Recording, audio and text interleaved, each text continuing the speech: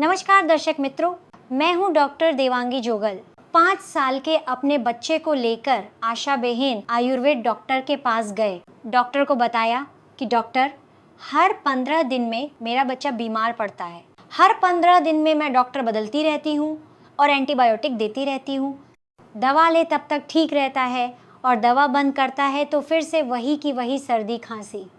Doctor ने आशा बहन से पूछा, आप अपने बच्चे को खाने में क्या देती हैं? तो आशा बहन ने अलग अंदाज में जवाब दिया कि डॉक्टर, मैं तो पेशे से वकील हूँ। कई डॉक्टरों से मिली, कई डाइटिशियन से मिली, इंटरनेट पर सर्च किया और फिर मैंने अपने बच्चे के लिए डाइट चार्ट बनाया है। डॉक्टर ने उनका पूरा डाइट चार्ट सुना। उनका डाइट चार्ट सुनने के बाद डॉक्टर ने कहा, बहन, 12 मास बच्चे को केला नहीं दिया जाता। तुरंत आशा बहन ने पूछा कि डॉक्टर, ऐसा क्यों? केले में जो कैल्शियम है वो तो साल भर एक सा ही रहने वाला है ना। तो डॉक्टर ने बताया कि केले का कैल्शियम तो 12 महीने एक जैसा ही रहने वाला है, लेकिन आपके बच्चे की आंतों की केला पचाने की शक्ति 12 महीने एक जैसी नहीं होती। एक ऋतु में केले से जो ताकत मिलती है, हो सकता है कि दूसरी ऋतु में वही केला पचने में भारी पड़े और उससे शरीर में कफ बन जाए। तुरंत आशा बेन ने पूछा, हमें कैसे पता चले कि किस ऋतु में क्या खिलाना चाहिए और क्या नहीं? तो मित्रों, किस ऋतु में क्या खाना चाहिए, क्या नहीं खाना चाहिए और कैसे रहना चाहिए, इसी विज्ञान का नाम ही है ऋतुचर्या। तो चलिए दर्शक मित्रों, आयुर्वेद के अनुसार ऋतुचर्या को हम विस्तार से समझते हैं। सबसे पहले हम समझते हैं कि ऋतुचर्या यानी क्या। यदि एक ही वाक्य में मुझे कहना हो तो प्रकृति के साथ शरीर और मन का तालमेल स्थापित करने की परंपरा ही ऋतुचर्या है। ऋतु और चर्या, इन दो शब्दों को मिलाकर बना है ऋतुचर्या।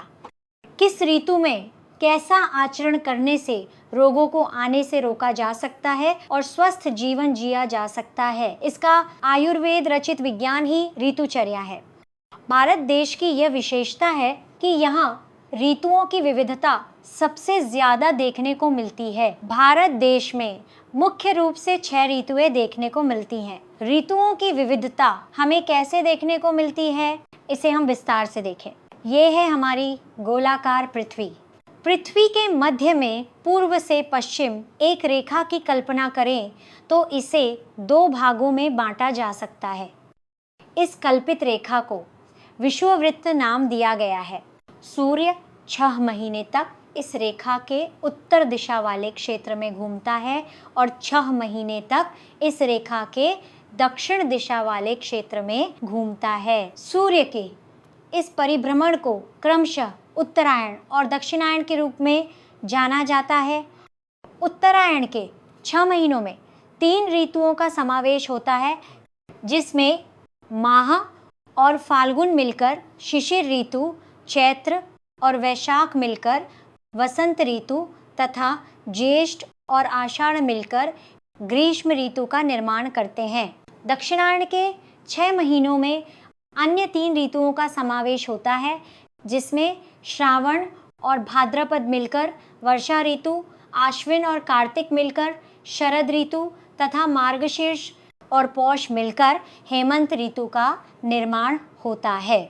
इस प्रकार सूर्य की गति के आधार पर पृथ्वी के वातावरण में परिवर्तन होते हैं और इस वातावरण के आधार पर हम इन 3 ऋतुओं को सर्दी, गर्मी और बरसात के रूप में पहचानते हैं। मित्रों, हमने पहले देखा कि ऋतुचर्या क्या है।